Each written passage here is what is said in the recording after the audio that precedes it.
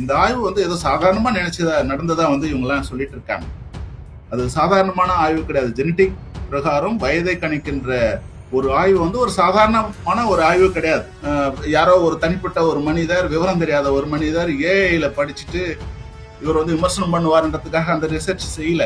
அப்படின்னா உங்களுக்கு வந்து 60,000 ஆண்டுகளுக்கு முன்னால் வாழ்ந்த ஒருவருடைய உடல் என்னவோ வந்து மதுரையில கிடைத்து அதை டிஎன்ஏ அனாலிசிஸ் பண்ணி அந்த டிஎன்ஏ அனாலிசிஸ் மூலமாக இது வந்து 60,000-70,000 ஆண்டுகளுக்கு முன்னால் வாழ்ந்த ஒருவர் இங்கே புதைக்கப்பட்டிருக்கிறார் அப்படின்னா நமக்கு எந்த எவிடன்ஸும் கிடைக்கல. அந்த மதுரையில உசிலம்பட்டில் இருக்கிற அந்த ஜோதி மாணிக்கபுரம் அப்படின்னு சொல்ல அந்த இடத்துல இருக்கிற விரும்மாண்டி கிட்ட தான் அந்த ஜெனடிக் மார்க்கர் இருக்குதுன்னு கண்டுபிடிக்கிறாங்க.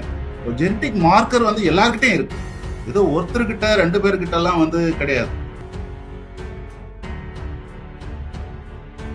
உணவுப் பொருட்கள், அங்க பயன்படுத்திய தொழிற்சாலைகள், இதையெல்லாம் அவங்க வந்து பண்ணியிருக்காங்க. அங்க நீங்க ரிப்போர்ட்டை முதல்ல வெளியே விடுங்க, அதுல இன்னும் நிறைய விஷயங்கள் வந்து வெளியே வரும். அங்க நீங்க நினைச்சு பார்க்க முடியாத சில விஷயங்களும் அங்க நடந்திருக்கு. அந்த மாதிரி சில புதிய அறிவியல் கண்டுபிடிப்புகளும் புதிய அறிவியல் பூர்வமான விஷயங்களும் அங்க செய்திருக்கிறதுக்கான ஆதாரங்களை வந்து எடுத்திருக்காங்க. அதெல்லாம் வெளியே வந்துடக்கூடாதுன்னு தான் பாக்குறாங்க. அந்த ஒரு இடத்துல வந்து 100 ஏக்கரா இருக்கு, வெறும் 2 ஏக்கராவை தோண்டிட்டே வந்து இந்த மாதிரி வந்து சொல்லும் பொழுது ஏன் 100 ஏக்கரா அமர்நாத்தை வச்சு தோண்டி நீங்க விமர்சனம் சொல்ல வேண்டியது தானே? இந்த சங்க காலத்தை அப்படி இவர் சொல்ற இந்த சங்க காலம்ன்றத சங்க இலக்கியத்தோடு ஒப்பிட்டு பார்ப்பதற்கு போதுமான ஆதாரங்கள் கீழடியில் கிடைக்கல அப்படின்னு சொல்றாரு. போதுமான முதல்ல ஆதாரங்கள் அப்படி இல்லை. அதனால சங்க காலத்தை இன்னொரு வரையும் கூட்டு போறதுக்கு என்ன வரலாற்று பூர்வமான அறிவியல் பூர்வமான ஆதாரங்கள் இருக்குது அப்படின்றதையும் கேட்டிருக்காரு. இதை நீங்க எப்படி பார்க்க? ஒவ்வொரு எலும்பு கூடையும் வச்சுக்கிட்டாங்க, ஐடென்டிஃபை பண்ணி சொல்லியிருக்காங்க. அதெல்லாம் அறிவியல் பூர்வமாக வெளிவருவது.